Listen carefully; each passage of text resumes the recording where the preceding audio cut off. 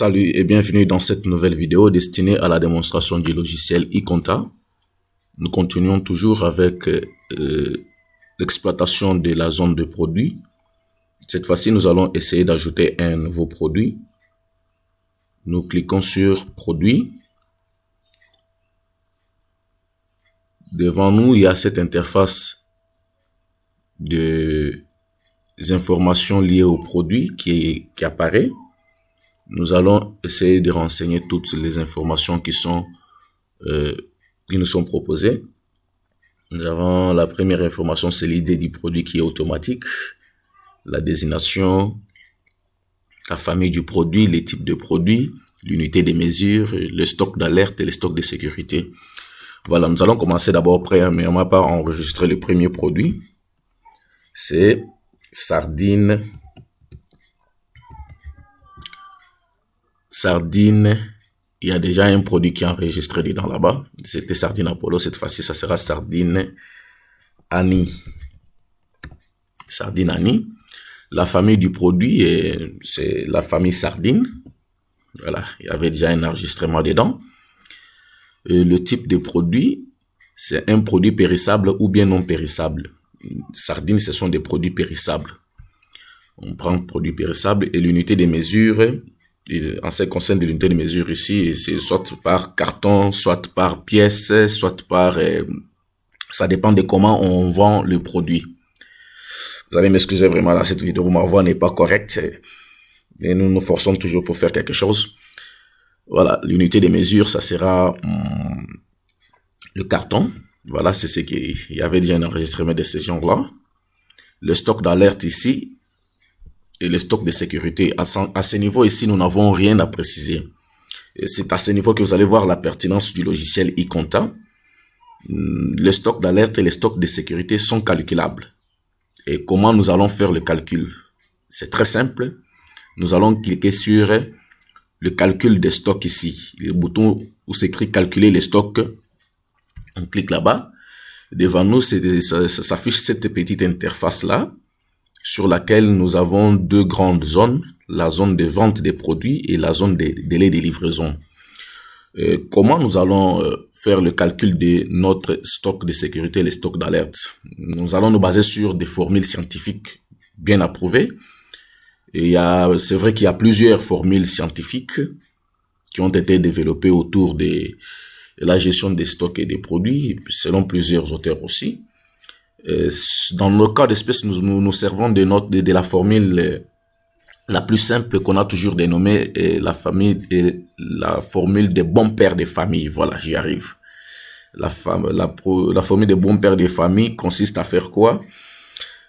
Ça consiste d'abord à préciser le nombre de quantités vendues, de préciser la quantité vendue du produit à partir du mois passé. Par exemple, l'entreprise s'est procuré les logiciels au cours de l'année 2022.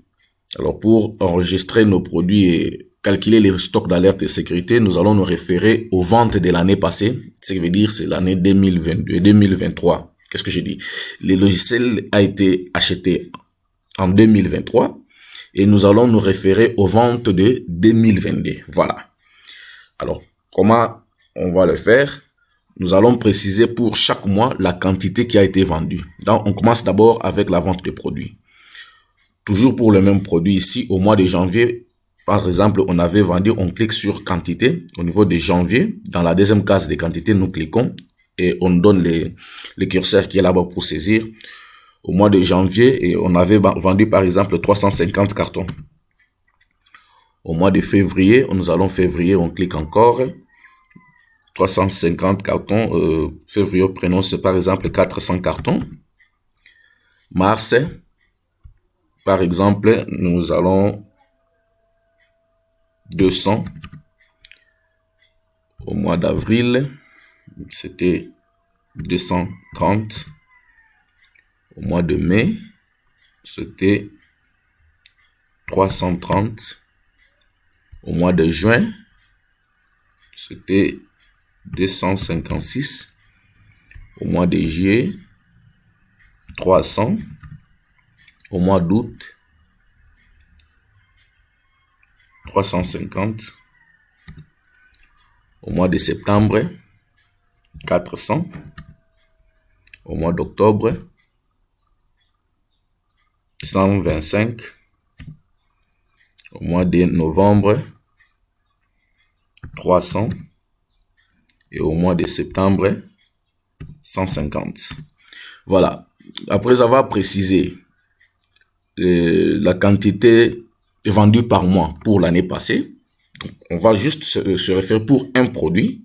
Donc, cette formule ici sera utilisée pour chaque produit. À chaque enregistrement du produit, nous allons préciser pour ce produit-là la quantité vendue par mois en ce qui concerne l'année passée. Après avoir précisé ainsi toutes les quantités vendues pour toute l'année, alors nous allons préciser le délai de livraison. Ici, le délai de livraison, c'est quoi? Le délai de livraison, c'est la période comprise entre la commande et la livraison du produit. Peut-être, exemple, le produit a été commandé au mois de mars et ce produit est livré au mois de mai, par exemple. Vous allez voir qu'il y a déjà 2 mois qui se sont écoulés, qui englobent la période de livraison. Et ici, nous allons aussi faire cas, nous allons préciser le nombre de livraisons qui ont été, de commandes plutôt, qui ont été effectuées au cours de l'année pour le produit là. Par exemple, pour le produit sardine Annie, nous avons effectué pour toute l'année combien de fois de commandes? Nous avons effectué par exemple 3 commandes. Et chaque commande a combien de temps de livraison? Quel est le délai de livraison de chaque commande? Alors, nous allons commencer à remplir le délai de livraison. On clique au niveau des numéros ici. Vous n'avez rien à toucher, c'est automatique. Vous allez dans la case où c'est écrit délai de livraison ici. Vous cliquez là-bas. Lorsque vous cliquez directement, vous allez voir que quand le curseur apparaît sur la ligne, on vous donne directement la numérotation, le numéro 1.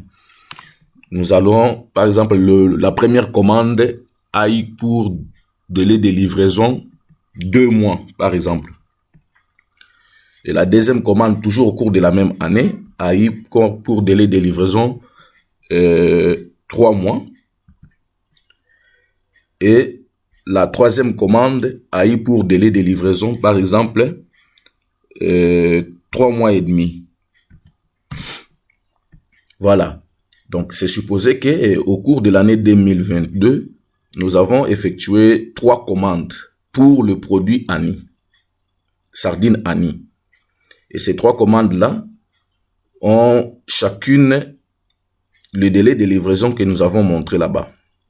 La première commande, le délai de livraison est de 2 mois, la deuxième commande 3 mois, et la troisième commande, le délai de livraison est de 3 mois et demi. Attention, quand on parle de commandes ici, il s'agit de commandes de l'entreprise envers le fournisseur. Ce n'est pas les commandes qui sont effectuées par les clients au-dedans de l'entreprise, non. Là, il s'agit de commandes envers les tiers, les fournisseurs des produits à l'entreprise. Nous avons parlé des fournisseurs dans la vidéo précédente pour voir qui est fournisseur. Et ce n'est pas dans le sens commercial qu'on a toujours compris les fournisseurs. Les fournisseurs ici, c'est une tierce personne qui a vocation de livrer les marchandises à l'entreprise. Bon, c'est un peu ça. Après avoir précisé toutes les informations nécessaires sur la vente du produit et le délai de livraison, nous allons maintenant calculer les stocks de sécurité. Là, on clique sur calculer les stocks de sécurité. Directement, quand nous cliquons sur calculer les stocks de sécurité, vous allez voir que en bas, au niveau d'abord de la vente des produits, on nous a affiché d'autres champs. Nous avons le total annuel vendu. Donc, on fait le calcul du total annuel vendu. Pour l'année passée, nous avons vendu 3 991 cartons de sardines Annie. Et la moyenne vendue par jour était de combien? C'est de 10 cartons par jour vendus. Et la moyenne maximale, c'est de 14 cartons vendus par jour. Ok, maintenant au niveau des délais de livraison, nous avons le délai moyen qui est de 2,83 mois, ce qui veut dire à peu près 3 mois. Et le délai maximal, c'est de 3 mois et demi. Donc, le délai maximal de livraison, c'est de 3 mois et demi. Donc, à partir de ceci, vous allez voir que directement, on nous a calculé automatiquement le stock d'alerte et le stock de sécurité. Vous allez voir là-bas, au niveau des stocks d'alerte, on fait descendre un peu la petite fenêtre ici. Au niveau des stocks d'alerte, c'est 49.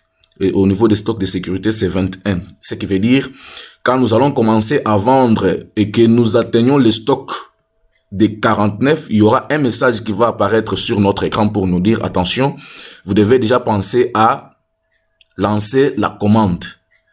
Et quand nous allons atteindre soit ces 21 cartons, là c'est déjà le stock de sécurité, il y aura un message en rouge pour vous dire, attention, vous allez atteindre déjà la pénurie, parce que le stock de sécurité ici nous permet de ne pas atteindre la pénurie.